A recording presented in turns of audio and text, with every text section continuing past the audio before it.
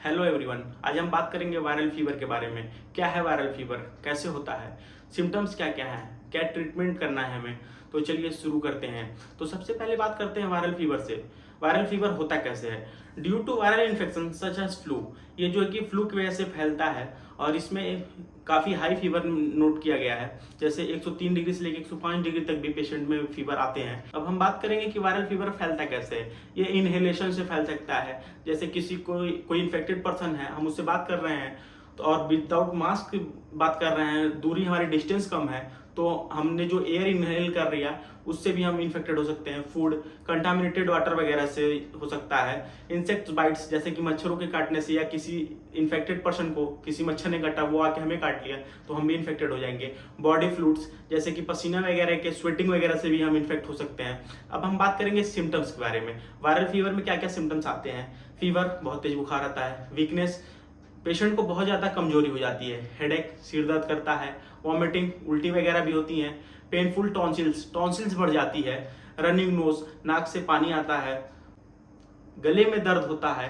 आंख में जलन होती है। इन्फ्लामेशन, सूजन वगैरह भी हो जाती है। कहेंगे ट्रीटमेंट्स के बारे में, क्या क्या ट्रीटमेंट्स हमें पेशेंट को देने हैं। First of all, antipyretic medicine. Antipyretic medicine में वो मेडिसिन आती हैं जो कि हमको फीवर और दर्द से राहत देती हैं, जैसे कि पैरासीटामोल, आइबुप्रोफेन, एस्प्रिन, डाइक्लोफिनेक, एसिक्लोफिनेक्स और बहुत सारी दवाएं हैं जो कि एंटीपायरेटिक मेडिसिन में आती हैं। ये क्या करती हैं? हमारे बॉडी टेम्परेचर को डिक्रीज करती हैं, जिससे कि हमें बुखार से राहत मिलती है और दर्द से भी आराम होता है।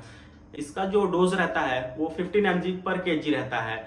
और अब हम बात करेंगे कि कुछ कॉमन ब्रांड्स के बारे में जिसके नाम से ये फेमस है। पैरासीटामोल में जैसे डोलो, कॉलपॉल, ये बहुत ज़्यादा फेमस है। और डाइक्लोफिनेक के लिए डाइक्लो वगैरह बहुत फेमस है। एसिक्लो में जो है कि ये कॉम्बिनेशन में भी यूज होते हैं और नॉर्मली भी यूज होते हैं। जैसे कॉम्बिनेशन में बहुत तेज यूज होता है जीरोडॉल पी, जीरोडॉल एसपी।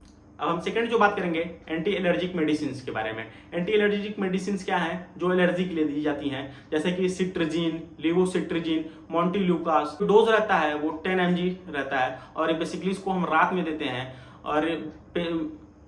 और बच्चों में जो इसका डोज रहता है वो 0.25 mg पर kg के हिसाब से रहता है। और बच्चों में बहुत ही फेमस ब्रांड से यूज की जाती है। मॉन्टेर एलसी, मॉन्टेक एलसी, ये बहुत ही फेमस नाम से दवाएं आती हैं जो बच्चों में यूज की जाती हैं। और एडल्ट में हम मॉन्टिकॉप, मॉन्टिनाइल वगैरह यूज करते हैं जो कि रात में दी जाती है पेशेंट को एंटी एलर्जिक मेडिसिन के रूप में। और हम थर्ड बात करेंगे एंटीवायरल मेडिसिन के बारे में। एंटीवायरल मेडिसिन क्या है? एंटीवायरल मेडिसिन जो हम देखिए, हमें नाम से पता चल रहा है कि ये वायरल फीवर है, तो इसमें वायरल मेडिसिन दी जाती हैं।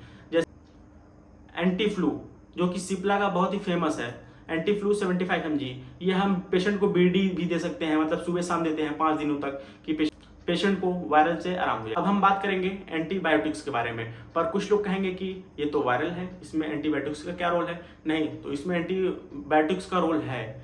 अगर देखिए, हमारा शरीर जब वीक होता है तो उसमें और कोई फर्दर बैक्टीरियल इन्फेक्शन ना हो, तो उसके लिए हम एंटीबायोटिक्स भी देते हैं। सबसे पहली मेडिसिन की सिफिक्जिम देते हैं हम पेशेंट को। इसका जो डोज रहता है वो 10 mg पर kg रहता है। और इसमें जैसे कि बहुत ही फेमस ब्रांड नेम है, जीफी, महासेफ वगैरह है, ये हम पेशेंट को देते हैं। अब सेकेंड एंटीबायोटिक्स जो हम यूज करते हैं एजिथ्रोमाइसिन हम बेसिकली थ्रोट इन्फेक्शन के लिए, गले के इन्फेक्शन वगैरह के लिए यूज करते हैं। जब भी वायरल फीवर होता है हमें, तो हमें गले में इन्फेक्शन हो जाती है, कफिंग वगैरह होती है, तो इसके लिए हम एजिथ्रोमाइसिन में बेसिकली 2 डोज होता है, 250 mg और 500 mg। ये पेशेंट की एज के ऊपर डिपेंड करता है और उसके वेट के ऊपर कि उसको हमें कितना डोज देना है। तो इसमें बहुत ही फेमस ब्रांड है एजी।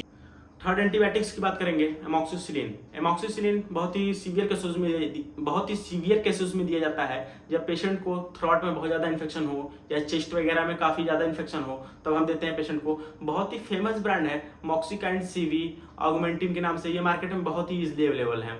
और हम बात करेंगे बच्चों में बहुत ही फेमस आता है ऑगमेंटिन डुओ, जो कि 50 और 100 mg में दोनों में अवेलेबल है। ये बच्चों में बहुत ज़्यादा यूज होता है। अब हम बात करते हैं मल्टीविटामिन की।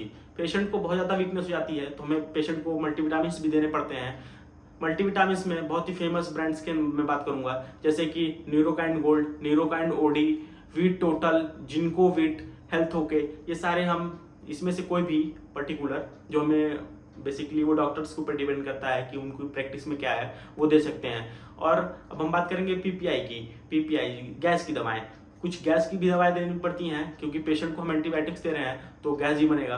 तो उसमें जैसे हम पेंटॉप डीएसआर, रेंटेक, एसीलॉक 150, रेबिकैन डीएसआर, बहुत सारी दवाएं हैं। डीएसआर रेंज में हम कोई भी दे सकते हैं। Thank you.